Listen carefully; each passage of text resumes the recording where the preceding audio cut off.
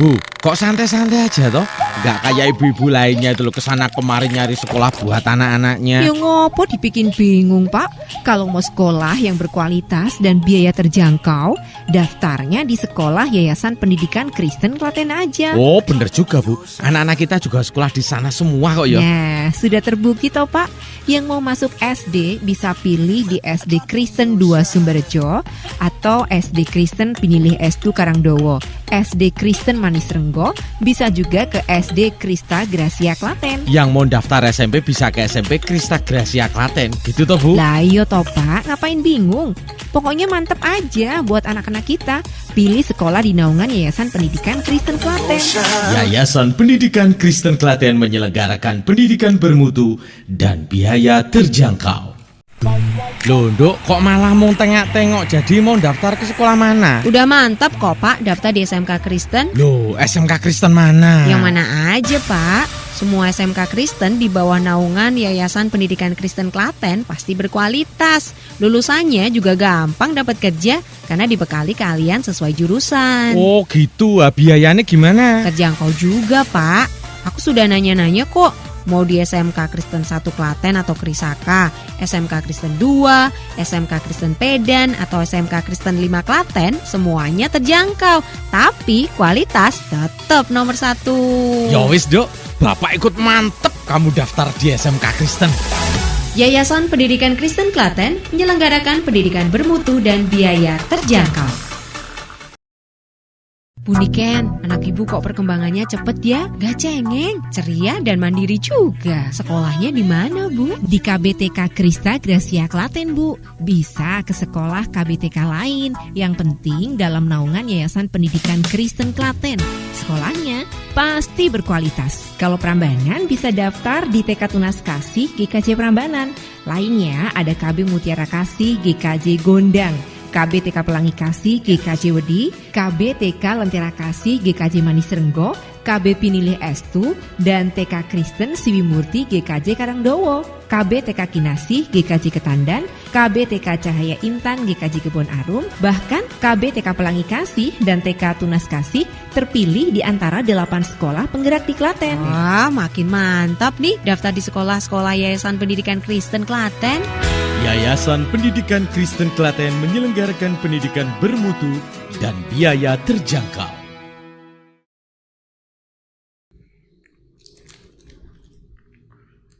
Shalom, jemaat Tuhan yang terkasih di gereja-gereja Kristen Jawa Klasis Klaten Barat, Bapak Ibu Saudara jemaat Tuhan yang berada di GKJ Wedi, yang berada di GKJ Gantiwarno, yang berada di GKJ Kebon Arum, GKJ Gundang Winangun, GKJ Karangnongko, GKJ Manis Renggo, dan juga GKJ Prambanan. Kami sapa selamat pagi dan kiranya berkat Tuhan boleh senantiasa kita rasakan. Istimewa sekali pada kesempatan pagi ini, untuk hari ini Minggu 25 Juli 2021, kita akan laksanakan ibadah bersama-sama se-Klasis Klaten Barat. Dan ibadah kali ini dilayankan dari Gereja Kristen Jawa Wedi. Bapak Ibu Saudara jemaat yang terkasih di dalam Tuhan, seperti yang sudah kita informasikan bahwa ibadah di setiap minggu terakhir dilayankan secara bersama-sama se-Klasis Klaten Barat menggunakan channel GKJ se-Klasis Klaten Barat. Sebelum ibadah kita layankan, perlu kami sampaikan warta jemaat untuk Klasis Klaten Barat, bahwa Badan Pelaksana Klasis Klaten Barat ke-30 GKJ Bidang Kajian Pengembangan dan Sumber Daya Manusia akan menyelenggarakan seminar daring dengan tema Membidik Usaha di Era Digital. Membidik Usaha di Era Digital. Webinar ini menghadirkan pembicara Bapak Tung Desem-Waringin, seorang pelatih sukses nomor 1 di Indonesia, seorang motivator dan juga pakar marketing. Menghadirkan moderator, seorang profesional lisensi trainer, yakni Saudara Gideon Surya Pratama. Webinar ini akan dilaksanakan pada hari Kamis 29 Juli 2021 pukul 19.30 hingga selesai. Jemaat Tuhan bisa bergabung dalam webinar ini via Zoom dan juga YouTube. Dan Masing-masing anggota peserta akan mendapatkan e-sertifikat. Untuk itu, pendaftaran dibuka pada link bit.ly/formi webinar klasis GKJ atau kontak person Pendeta Heri Windarto di nomor 0812174065. Informasi lengkapnya bisa dibaca di informasi yang sudah dipublikasikan di Aras Klasis Klaten Barat. Sedangkan untuk pelata gereja di masing-masing gereja akan dilayankan di media sosial masing-masing gereja. Demikian satu-satunya informasi yang kami sampaikan kepada Bapak Ibu Saudara warga jemaat se-Klasis Klaten Barat bisa mengikuti kegiatan webinar daring ini yang dilayankan oleh gereja-gereja Kristen Klasis Klaten Barat. Baiklah, Bapak Ibu Saudara, kita akan masuki ibadah dan kami undang jemaat Tuhan untuk bangkit berdiri. Marilah ibadah Minggu Gereja-Gereja Kristen Jawa Klasis Klaten Barat ini kita mulai dan kita sambut pelayan firman dengan bersama-sama kita akan menyanyikan pujian Kidung Jemaat nomor 10 bait pertama. Pujilah Tuhan Sang Raja.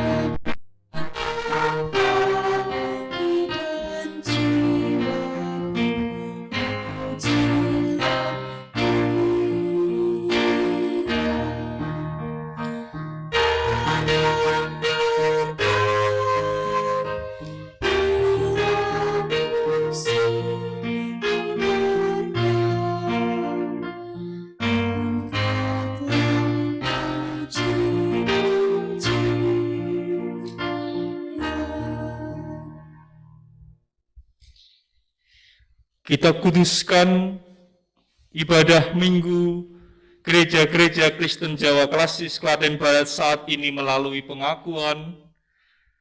Pertolongan kita adalah di dalam nama Tuhan yang menciptakan langit dan bumi. Amin.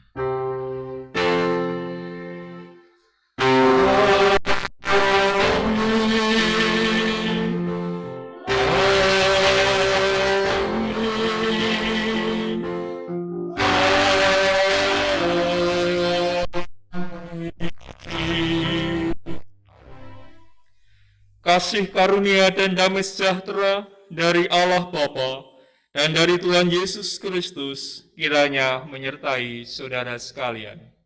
Sekarang dan sampai selama-lamanya. Jemaat dipersilahkan duduk. Dan mari bersama kita lambungkan pujian Kidung Jemaat 440 bait 1 di badai topan dunia.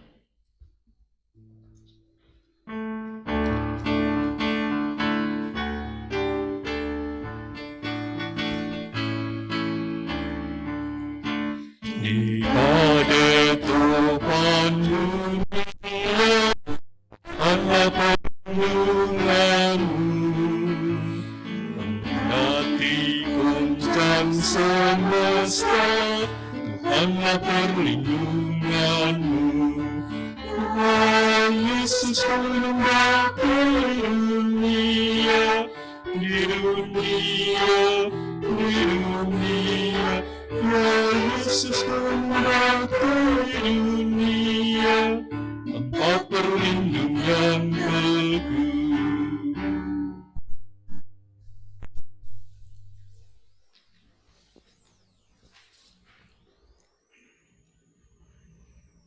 Jemaat yang dikasihi Tuhan Yesus Kristus, ada tertulis di dalam Injil Matius 22 bait yang ke-37 sampai 40 yang berkata demikian. Jawab Yesus kepadanya, kasihilah Tuhan Allahmu dengan segenap hatimu dan dengan segenap jiwamu dan dengan segenap akal budimu. Itulah hukum yang terutama dan yang pertama. Dan hukum yang kedua yang sama dengan itu ialah kasihilah sesamamu manusia seperti dirimu sendiri. Pada kedua hukum inilah tergantung seluruh hukum Taurat dan kitab para nabi. Marilah kita memuji bersama-sama nama Tuhan Yesus dari Kidung Jemaat 40 bait pertama dan kedua. Ajaib benar anugerah.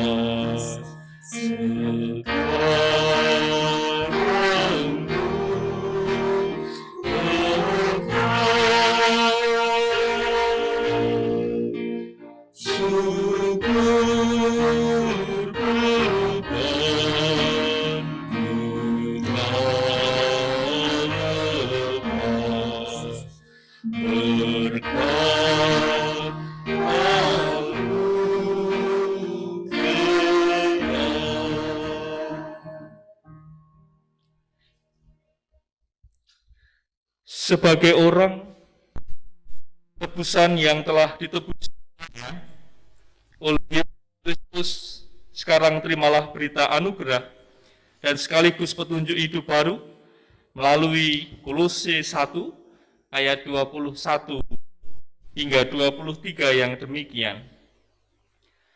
Juga kamu yang dahulu hidup jauh dari Allah dan yang memusuhinya dalam hati dan pikiran, seperti yang nyata dari perbuatanmu yang jahat, sekarang diperdamaikannya di dalam tubuh jasmani Kristus oleh kematiannya, untuk menempatkan kamu kudus dan tak bercela, dan tak bercacat di hadapannya.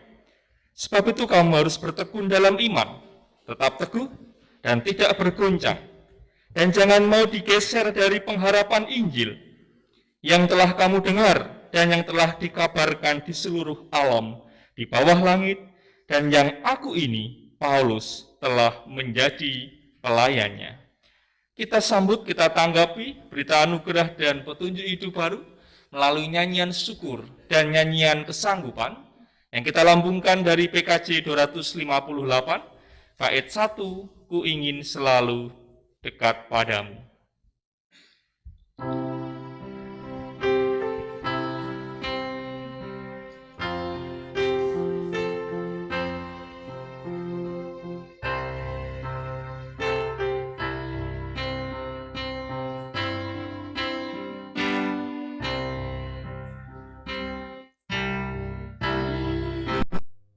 Selalu dekat padamu.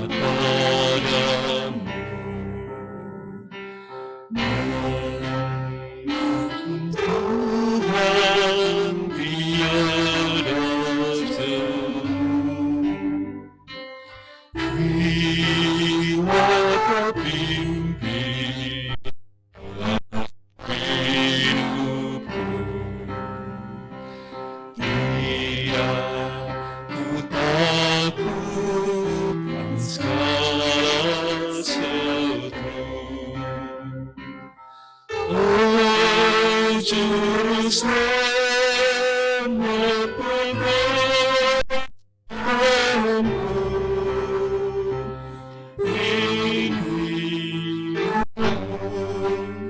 ini hidupku penuh di pertolongan kuasa-Mu.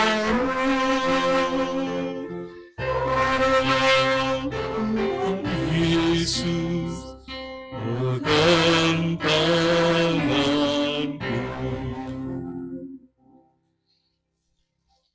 Marilah jemaat yang terkasih di dalam Tuhan, kita satukan hati dalam doa syukur, syafaat dan juga menerima sabda Tuhan. Mari bersama kita berdoa. Pujian dan syukur kami panjatkan kepada Tuhan yang selalu mengasihi kami, selalu menyertai kehidupan kami, dan bahkan terus-menerus mencurahkan berkat, sehingga kami dapat menjalani hidup dengan penuh ungkapan syukur, apapun keadaan kami. Baik dikala kami merasakan sehat, maupun dikala kami harus mengalami sakit, dikala kami berbahagia, maupun kami mengalami kesedihan.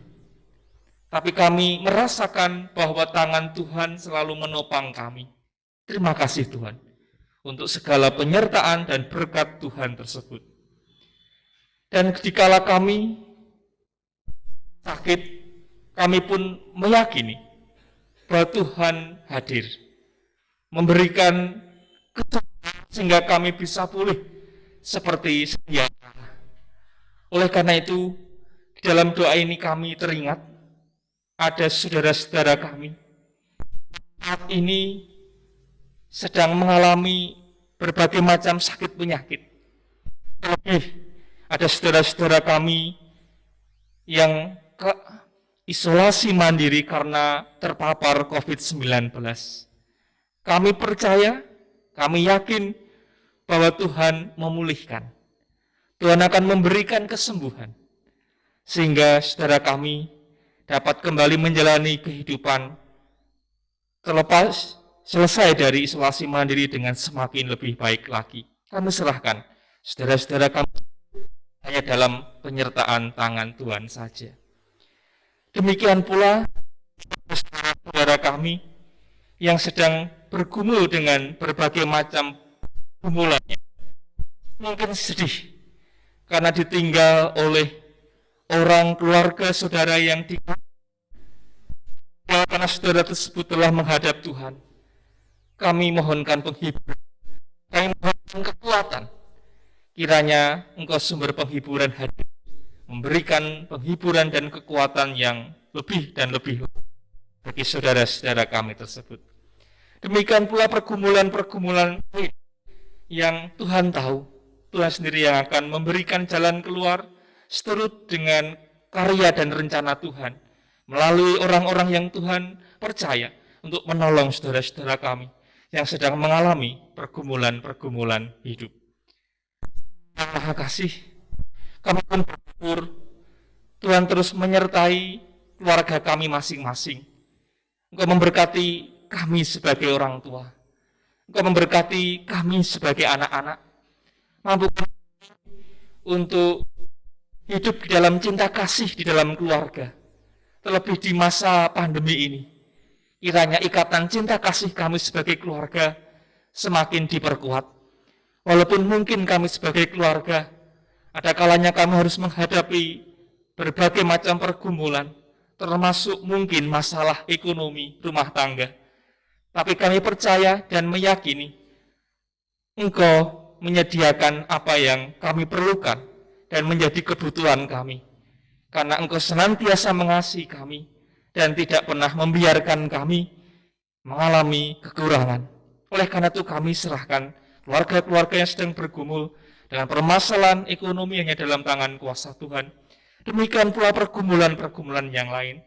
Terlebih bagi anak-anak kami di mana bulan Juli ini bagi anak-anak kami yang sudah sekolah, sudah memulai kegiatan sekolahnya, walaupun masih dilakukan secara daring.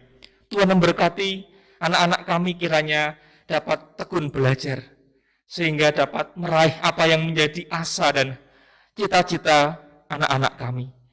Dan anak-anak kami bisa menjadi anak-anak yang tidak sekedar pandai, tetapi juga terampil dan memiliki karakter yang kuat, karakter yang baik, seperti yang Kau kehendaki. Kami serahkan tumbuh kembang anak-anak kami semua dalam penyertaan tangan kuasa Tuhan sampai anak-anak kami dewasa. Bapa yang Maha Kasih, kami berdoa juga untuk gereja-gereja Tuhan dimanapun berada. Secara khusus kami berdoa untuk gereja-gereja Kristen Jawa di lingkungan Klasis Klaten Barat. Kami berdoa untuk GKJ Gunang Winangun, GKJ Ngganti Warno, GKJ Karangnongko, GKJ Kebonarum, GKJ Prambanan, GKJ Manus Renggo, GKJ Wedi. Kami berdoa untuk setiap gereja tersebut. Kami serahkan tata pelayanan yang dilakukan oleh gereja Tuhan tersebut. Kiranya kami bisa bersama-sama untuk terus menjaga eratnya kebersamaan, baik di dalam gereja secara internal maupun juga antar gereja. Walaupun kami harus menjalani kehidupan kebersamaan secara terbatas, tapi kami meyakini bahwa relasi kami tidak akan pernah kendor, dan iman kami juga senantiasa dikuatkan melalui kegiatan-kegiatan yang diselenggarakan oleh majelis gereja dan pengurus komisi yang ada. Kami percaya Tuhan memberkati gereja Tuhan dalam segala pergumulannya di tengah masa pandemi ini. Demikian pula untuk para pemimpin bangsa kami, Tuhan juga memberkati. Kiranya tercurah hikmat kebijaksanaan, sehingga di dalam mengambil keputusan, kebijakan terkait dengan pandemi ini, senantiasa hanya di dalam terang, hikmat, dan penyertaan Tuhan. Kiranya semua dapat menjadi sarana pandemi ini akan segera terkendali, dan semua akan menjadi baik kembali keadaannya. Baik dalam hal kesehatan, ekonomi, maupun bidang-bidang yang lain. Kami percaya, kami meyakini bahwa penyertaan Tuhan akan memampukan kami semua, Indonesia dan seluruh bangsa di dunia ini, untuk keluar dari pandemi ini. Tuhan yang Maha Baik, dalam ibadah kali ini kami pun juga rindu untuk mendengar sabda Tuhan.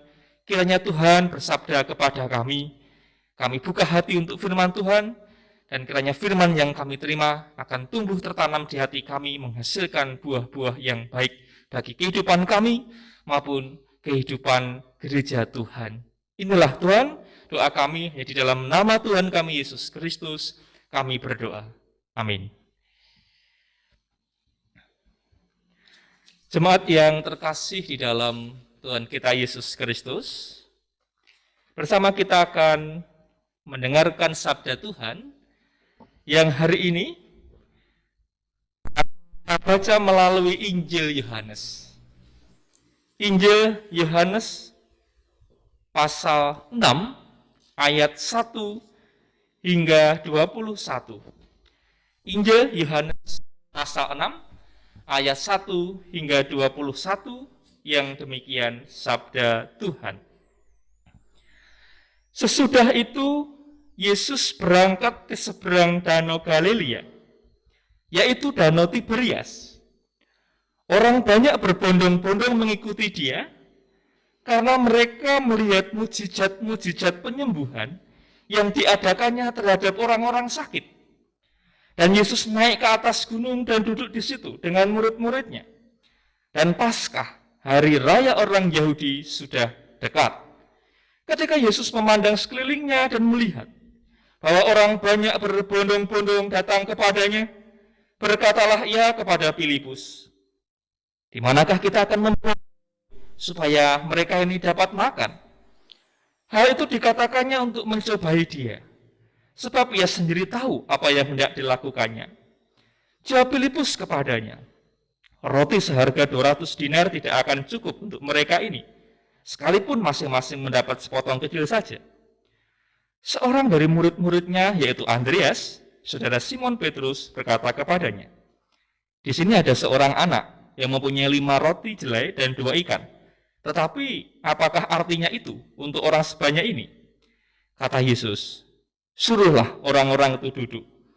Adapun di tempat itu banyak rumput, maka duduklah orang-orang itu kira-kira 5.000 laki-laki banyaknya." Lalu Yesus mengambil roti itu, mengucap syukur, dan membagi-bagikannya kepada mereka yang duduk di situ. Demikian juga dibuatnya dengan ikan-ikan itu, sebanyak yang mereka kehendaki. Dan setelah mereka kenyang, ia berkata kepada murid-muridnya, "Kumpulkanlah potongan-potongan yang lebih supaya tidak ada yang terbuang."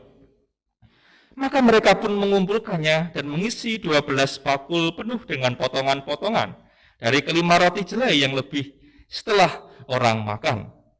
Ketika orang-orang itu melihat mujizat yang telah diadakannya, mereka berkata, "Dia ini adalah benar-benar nabi yang akan datang dalam dunia." Karena Yesus tahu bahwa mereka hendak datang dan hendak membawa dia dengan paksa untuk menjadikan dia raja, ia menyingkir pula ke gunung seorang diri. Dan ketika hari sudah mulai malam, murid-murid Yesus pergi ke danau, lalu naik ke perahu dan menyeberang ke Kapernaum. Ketika hari sudah gelap, Yesus belum juga datang mendapatkan mereka. Sedang laut bergelora karena angin kencang. Sudah mereka mendayung kira-kira 2-3 tahunnya, mereka melihat Yesus berjalan di atas air, mendekati perahu itu, maka ketakutanlah mereka. Tetapi ia berkata kepada mereka, "Aku ini, jangan takut." Mereka mau menaikkan dia ke dalam perahu, dan seketika juga sampai ke pantai yang mereka tuju.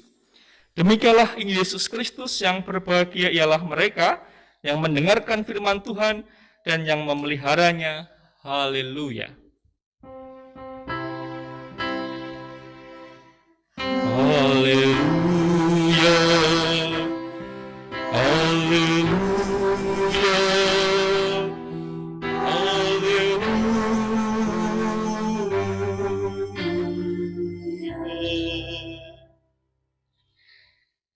Selamat pagi, jemaat Tuhan. Bagaimana kabar Bapak Ibu semua, saudara-saudara? Di GKJ Seklasis Klaten Barat. Ya, puji Tuhan, hari ini kita bisa beribadah bersama-sama. Dan juga umat Kristen dimanapun berada, para pendengar radio RSPD Kabupaten Klaten, yang juga bergabung melalui radio pada saat ini, syukur kepada Tuhan.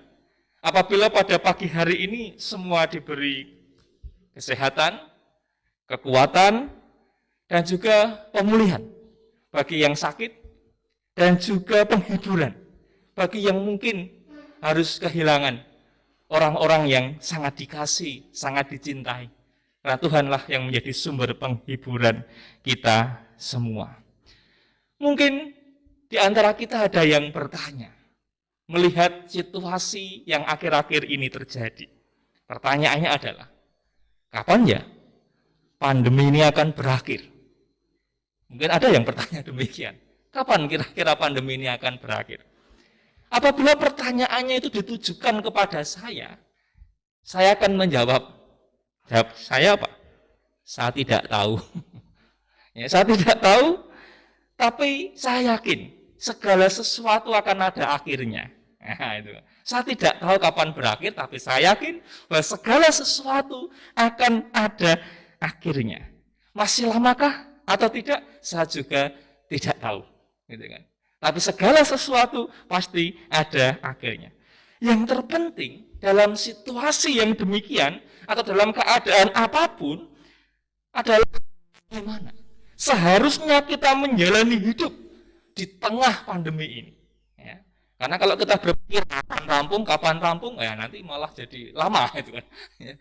Seperti orang berpergian ke sebuah tempat gitu ya, kok tekan-tekan ya gitu kan. Gitu kan. Ya sama, kita jalani. Ya, kita jalani dan apa yang perlu kita lakukan. Ya, jadi karena mungkin juga memang saya merasa ya, ataupun beberapa orang juga merasakan bahwa di tengah pandemi ini mungkin juga ada yang berkeluh kesah. Hidup saya itu bagaikan terkena badai yang tiada hentinya. Baik saya, baik keluarga saya, orang-orang dekat, badai itu terus terjadi dan terasa berat saya rasakan. Mungkin juga ada yang seperti itu. Sangat manusiawi. Karena memang pandemi ini membawa dampak yang luar biasa. Dunia kesehatan, dunia ekonomi, pendidikan, pariwisata, relasi, dan lain sebagainya. Dan banyak hal lain sebagainya. Memang tidak mudah dan itu sangat sulit.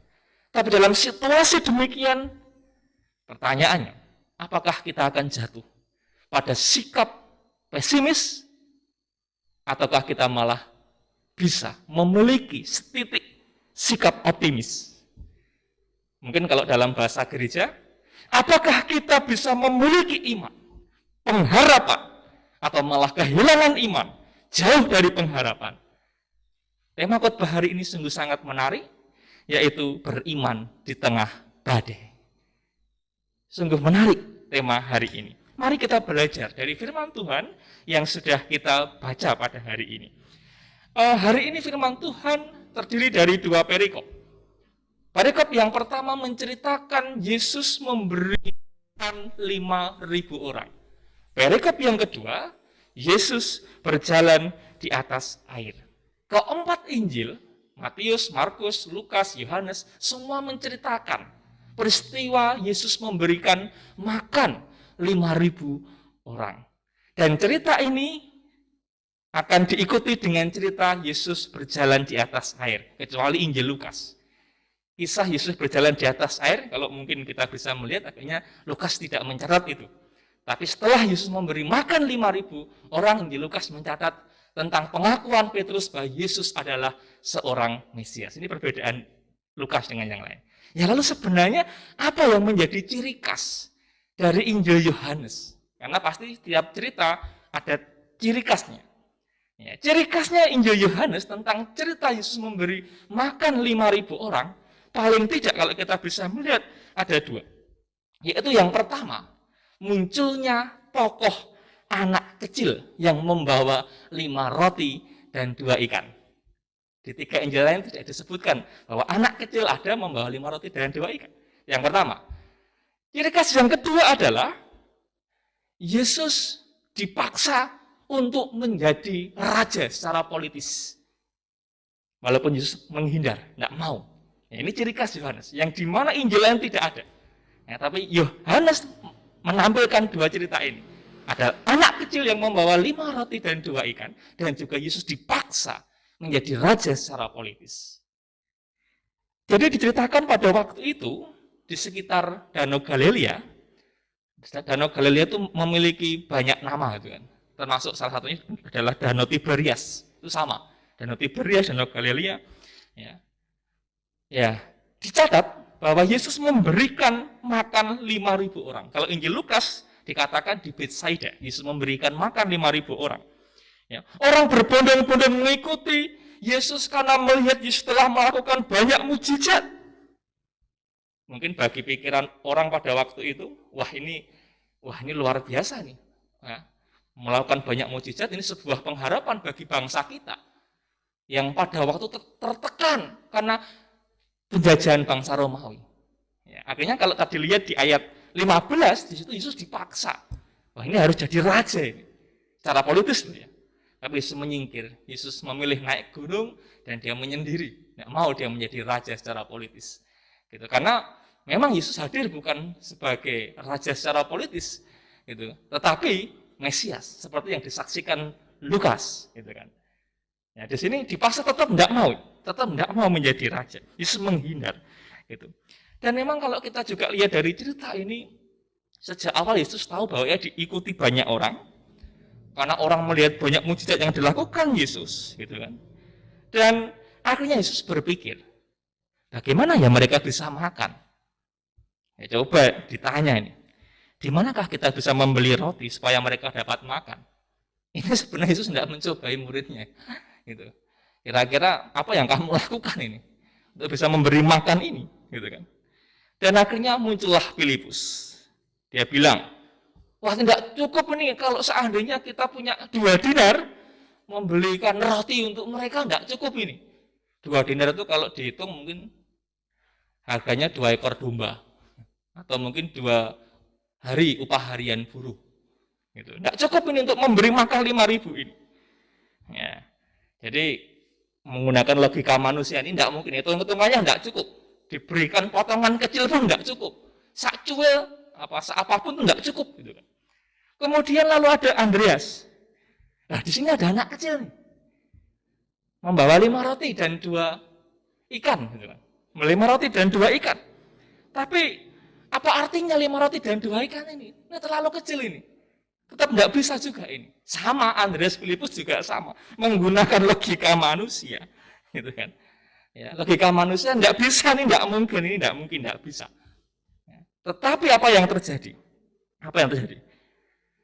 Karena kebesaran kuasa Tuhan, ya, dan juga apa yang diberikan anak kecil yang rela menyerahkan miliknya, akhirnya terjadi hal yang luar biasa. Apa? Semua orang makan, bahkan sisa 12 bakul. Coba kalau kita bayangkan, kalau si anak kecil tadi tidak mau memberikan 5 roti dan 2 ikan, apa yang terjadi? Jadi ada kerelaan hati anak ini, ya. Agaknya Yohanes ingin membandingkan ketulusan hati anak dengan logika orang dewasa. Ini tidak bisa. Logika orang dewasa seringkali hitungannya matematika, sedangkan anak kadang-kadang tidak berpikir sampai itu. Ini saya punya ini 5 roti dan 2 ikan. Ya sudah, ini Tuhan silahkan. Dan ketika itu diambil Yesus dan kemudian Yesus bersyukur, orang bisa makan, dibagikan. Dan mungkin juga karena hari itu menjelang Paskah sudah semakin dekat. Kemungkinan juga orang pada waktu itu sebenarnya membawa bekal masing-masing. Tapi tidak dikeluarkan. Tapi ketika Yesus mengucap syukur, mungkin orang yang tadi duduk, mungkin satu demi satu mengeluarkan bekal juga itu kan. Ya, roti yang ia bawa juga. Ya. Dan akhirnya malah melimpah sisa 12 bakul. Jadi ini sebenarnya kalau kita bisa melihat bagaimana apa yang terjadi dari kisah ini adalah dibutuhkan iman, kerelaan berbagi dari apa yang kita punya untuk menghadapi situasi sulit yang mungkin secara logika manusia tidak masuk itu. Itu dibutuhkan iman, kerelaan berbagi dari apa yang kita punya, seberapapun itu, untuk menghadapi situasi sulit ya, yang mungkin tidak bisa dilogika dengan manusia. Itu yang pertama. Di sisi lain, yaitu adalah semua itu terjadi karena Yesus hadir. Yesus hadir, Yesus ada, dan memang Yesus memiliki kuasa untuk melakukan apapun. Ketika ada jalan buntu, ada ketakutan, ada kekhawatiran, Yesus benar-benar ada kuasa untuk mengeluarkan orang-orang itu. Termasuk ketika di perikop kedua kita juga bercerita, kita melihat cerita ya, para murid yang takut ya, karena dari tempatnya saat itu dan menuju ke Kapernaum ya, hampir sudah mulai gelap, para murid naik perahu. Dan agak aneh ini, anehnya apa? Kenapa para murid meninggalkan Yesus? Jadi Yesus pada itu kan diceritakan sedang menyendiri gitu kan. Tapi para murid akhirnya terburu-buru. Dia meninggalkan Yesus itu. Sampai akhirnya sampai hampir malam Yesus juga belum nongol, belum menunjukkan diri. Ya, sampai jarak 2-3 mil, 2 sampai 3 mil, mungkin sekitar 6 km dari bibir pantai. Ada gelora, ada angin. Ya, yang besar membuat mereka ketakutan. Sebenarnya aneh juga loh ya. Anehnya juga kenapa? Hampir sebagian besar murid Yesus adalah adalah para nelayan. Ya, pasti tahu situasi. Ya, tapi dalam situasi demikian, bukan mungkin karena lupa itu ya. Tapi entah bagaimana yang terjadi, mereka takut gitu kan. Mereka takut.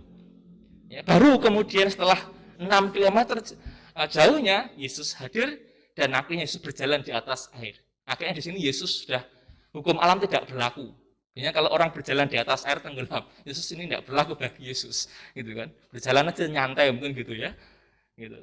Dan akhirnya Yesus bilang, inilah aku, jangan takut. Akhirnya Yesus dibawa naik ke perahu.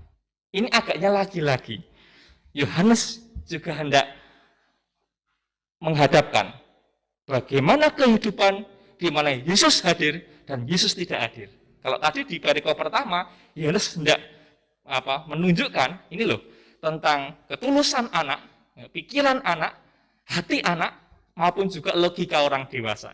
Dan di perikop kedua agaknya Yohanes ingin menunjukkan bagaimana ketika Yesus hadir, perbedaannya dengan Yesus tidak hadir, gitu kan.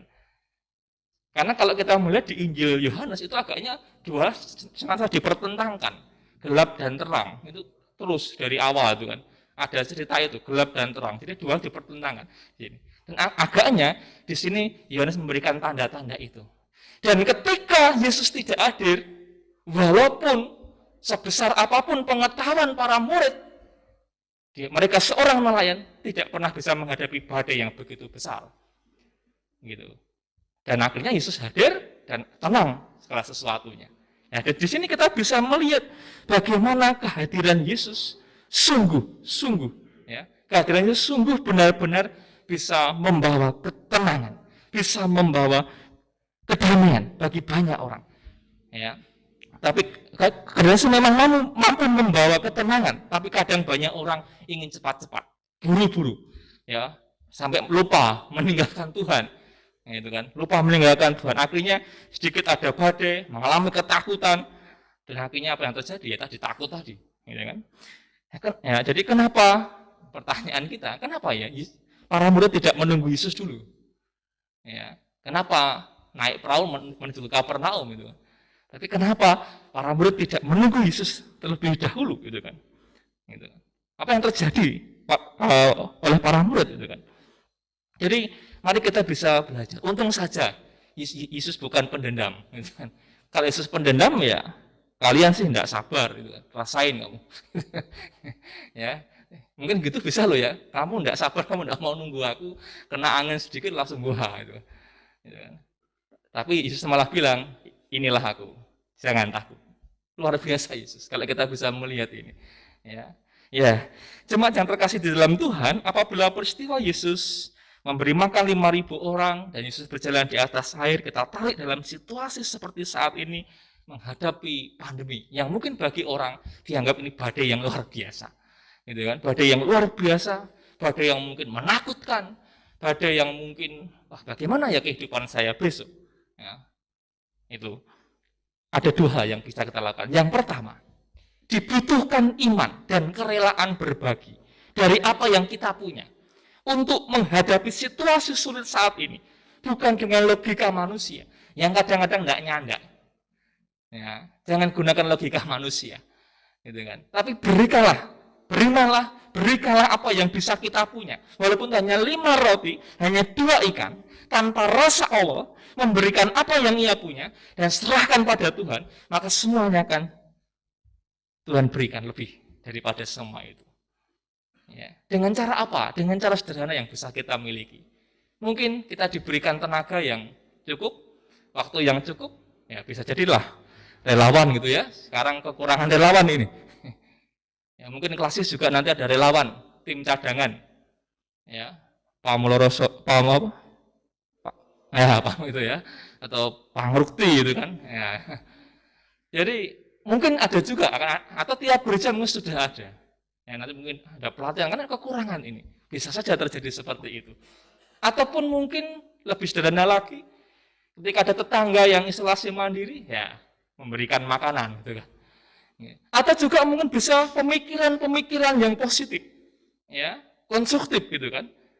Dalam situasi yang seperti ini. Apalagi kalau kita melihat di media sosial saat ini sungguh luar biasa. Bertebaran berita-berita bohong, hoax yang memperkeruh suasana ini. Bahkan juga sebenarnya benar tapi dilebih-lebihkan.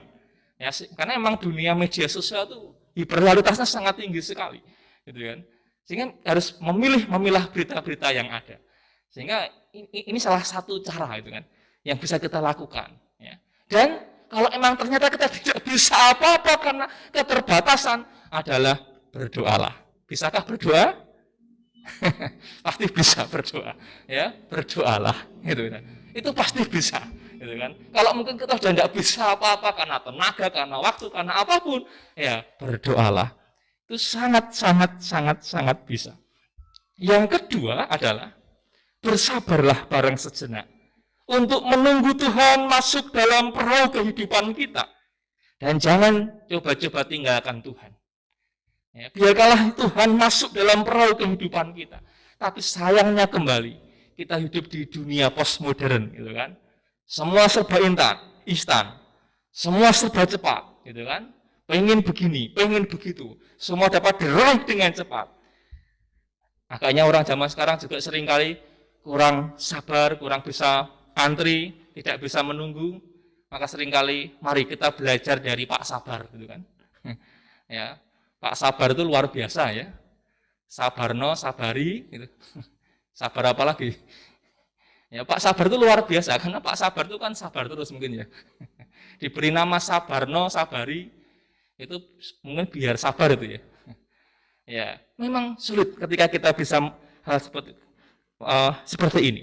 Karena ketika di situasi seperti ini, saya ingin begini, saya ingin begitu, tapi semua dibatasi dengan berbagai macam hal. Ya, sehingga kadang-kadang terburu-buru juga tidak baik. Apalagi lupa Tuhan. Kita meninggalkan Tuhan dan Tuhan tidak masuk dalam perahu kehidupan kita. Mari, kiranya Tuhan masuk dalam perahu kehidupan kita, sehingga ketika badai sebesar apapun, Tuhan senantiasa menyertai kita. Itu yang perlu kita hayati bersama. Ya, jadi satu hal yang perlu kita lakukan, ingat, ya, logika manusia jangan diperhadapkan dengan jalan Tuhan. Sudah pasti, logika manusia rapuh ketika sudah berhadapan dengan jalan Tuhan. Ingat juga, tunggulah Tuhan. Biarlah Tuhan masuk dalam perahu kehidupan kita. Jangan hanya mengejar ambisi, hasrat kita. Tuhan kita tinggal dalam situasi seperti ini. Karena bersama dengan Tuhan ada ketenangan. Bersama dengan Tuhan ada kedamaian. Bersama dengan Tuhan pasti ada titik terang. Akhir kata, teruslah beriman di tengah badai. Teruslah beriman di tengah pandemi. Pasti Tuhan tolong. Seperti kata Tuhan, aku ini, jangan takut. Amin.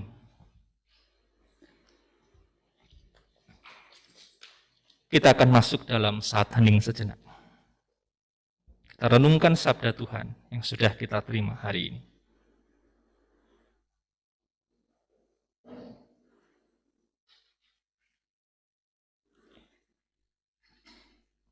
Saat hening cukup untuk kita semua.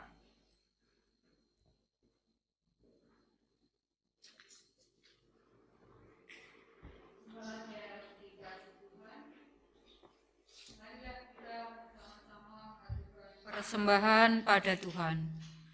Untuk jemaat yang beribadah di rumah, persembahan dapat dikumpulkan lewat majelisnya masing-masing. Adapun yang menjadi dasar persembahan saat ini adalah kitab Mazmur 96 ayat yang 8. Mazmur 96 ayat 8 yang demikian. Berilah kepada Tuhan kemuliaan namanya, bawalah persembahan dan masukkanlah ke pelatarannya. Mari kita iringi persembahan yang kita kumpulkan dengan pujian Kidung Jemaat 439, bait yang pertama, bila topan keras melanda hidup.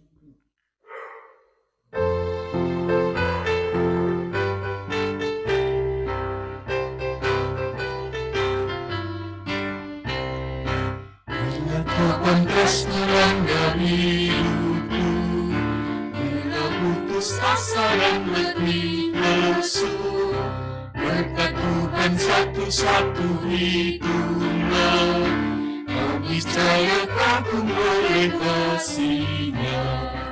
Berkat Tuhan mari hitunglah, kau akan kagum oleh kasih-Nya. Karena Tuhan mari hitunglah, kau niscaya kagum oleh kasih-Nya. Jemaat dimohon untuk berdiri, kita aturkan persembahan di dalam doa dan kita lanjutkan dengan doa Bapa kami. Bapa yang Maha Kasih, yang bertahta dalam kerajaan surga yang mulia. Terpujilah namamu Tuhan dari sekarang sampai selama-lamanya. Kami mengaturkan puji syukur dan terima kasih karena saat ini kami dapat menghaturkan persembahan kepada Tuhan.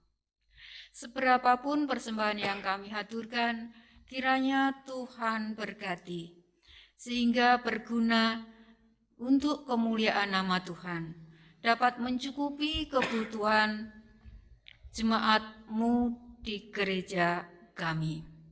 Tuhan, berkati persembahan mingguan kami, persembahan bulanan, persembahan istimewa, persembahan unduh-unduh, dan persembahan-persembahan yang lain, sehingga persembahan ini benar-benar berguna bagi kemuliaan nama-Mu. Tuhan, kami juga berdoa untuk saudara kami yang mengelola persembahan kami. Kiranya senantiasa Tuhan berkati, Tuhan beri kesehatan, Tuhan beri kebijaksanaan, kemampuan untuk mengelola persembahan ini, sehingga benar-benar persembahan ini berguna untuk kemuliaan nama Tuhan. Tuhan yang makasih, kami juga akan berdoa doa Bapa kami. Bapa kami yang ada di surga, dikuduskanlah namamu, datanglah kerajaan-Mu, jadilah kehendak-Mu di bumi seperti di surga. Berikanlah kami pada hari ini makanan kami yang secukupnya, dan ampunilah kami akan kesalahan kami, mengampuni orang yang bersalah kepada kami. Dan janganlah membawa kami ke dalam pencobaan, tetapi lepaskanlah kami daripada yang jahat. Karena Engkaulah yang punya kerajaan, dan kuasa, dan kemuliaan, sampai selama-lamanya. Amin. Jemaat Tuhan yang berada dimanapun, mari kita memperbarui iman kepercayaan kita dengan pengakuan iman rasuli, dengan menempelkan tangan kanan di sebelah dada kiri.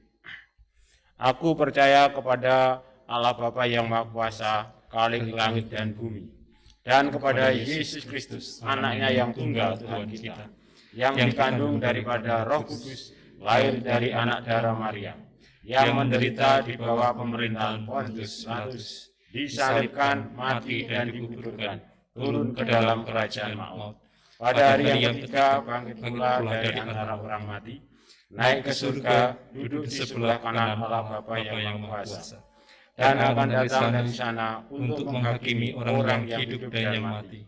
Aku percaya kepada Roh Kudus, gereja yang kudus dan am, persekutuan orang kudus, pengampunan dosa, kebangkitan daging, dan hidup yang kekal. Marilah jemaat kita akan undur dari peribadatan pada saat ini, dan arahkanlah hatimu kepada Tuhan. Kami mengarahkan hati kami kepada Tuhan. Jadilah saksi Kristus. Syukur kepada Allah, Terpujilah Tuhan. kini dan selamanya. Kini terimalah berkat Tuhan. Tuhan memberkati engkau dan melindungi engkau. Tuhan menyinari engkau dengan wajah-Nya dan memberi engkau kasih karunia. Tuhan menghadapkan wajah-Nya kepadamu dan memberi engkau damai sejahtera. Amin.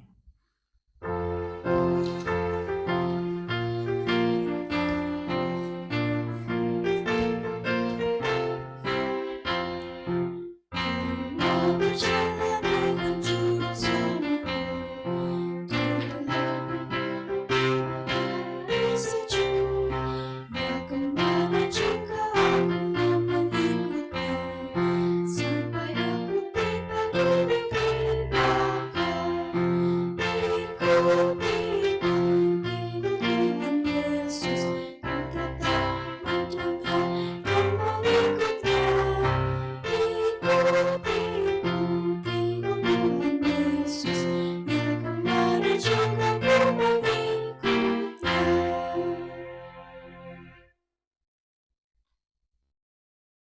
Budi Ken, anak ibu kok perkembangannya cepet ya? Gak cengeng, ceria dan mandiri juga. Sekolahnya di mana, Bu? Di KBTK Krista Gracia Klaten, Bu. Bisa ke sekolah KBTK lain. Yang penting dalam naungan Yayasan Pendidikan Kristen Klaten. Sekolahnya pasti berkualitas. Kalau Prambanan bisa daftar di TK Tunas Kasih GKJ Prambanan. Lainnya ada KB Mutiara Kasih GKJ Gondang, KBTK Pelangi Kasih GKJ Wedi, KBTK Lentera Kasih GKJ Manis Renggo, KB Pinilih Estu, dan TK Kristen Siwimurti GKJ Karangdowo, KBTK Kinasih GKJ Ketandan, KBTK Cahaya Intan GKJ Kebon Arum, bahkan KBTK Pelangi Kasih dan TK Tunas Kasih terpilih di antara 8 sekolah penggerak di Klaten. Wah, makin mantap nih daftar di sekolah-sekolah Yayasan Pendidikan Kristen Klaten. Yayasan Pendidikan Kristen Klaten menyelenggarakan pendidikan bermutu dan biaya terjangkau. Loh, Nduk, kok malah mau tengok-tengok jadi mau daftar ke sekolah mana? Udah mantap kok, Pak, daftar di SMK Kristen. Loh, SMK Kristen mana? Yang mana aja, Pak? Semua SMK Kristen di bawah naungan Yayasan Pendidikan Kristen Klaten pasti berkualitas. Lulusannya juga gampang dapat kerja karena dibekali kalian sesuai jurusan. Oh gitu, biayanya gimana? Terjangkau juga, Pak. Aku sudah nanya-nanya kok. Mau di SMK Kristen 1 Klaten atau Krisaka, SMK Kristen 2, SMK Kristen Pedan, atau SMK Kristen 5 Klaten, semuanya terjangkau. Tapi kualitas tetap nomor 1. Ya wis, Dok. Bapak ikut mantep kamu daftar di SMK Kristen. Yayasan Pendidikan Kristen Klaten menyelenggarakan pendidikan bermutu dan biaya terjangkau. Bu, kok santai-santai aja toh? Gak kayak ibu-ibu lainnya itu loh kesana kemari nyari sekolah buat anak-anaknya. Ya ngopo dibikin bingung, Pak? Kalau mau sekolah yang berkualitas dan biaya terjangkau, daftarnya di sekolah Yayasan Pendidikan Kristen Klaten aja. Oh, bener juga, Bu. Anak-anak kita juga sekolah di sana semua kok ya. Nah, sudah terbukti toh, Pak. Yang mau masuk SD bisa pilih di SD Kristen 2 Sumberjo atau SD Kristen Pinilih Estu Karangdowo, SD Kristen Manis Renggo, bisa juga ke SD Krista Gracia Klaten. Yang mau daftar SMP bisa ke SMP Krista Gracia Klaten, gitu toh, Bu? Lah iya toh, Pak, ngapain bingung? Pokoknya mantep aja buat anak-anak kita. Pilih sekolah di naungan Yayasan Pendidikan Kristen Klaten. Yayasan Pendidikan Kristen Klaten menyelenggarakan pendidikan bermutu dan biaya terjangkau.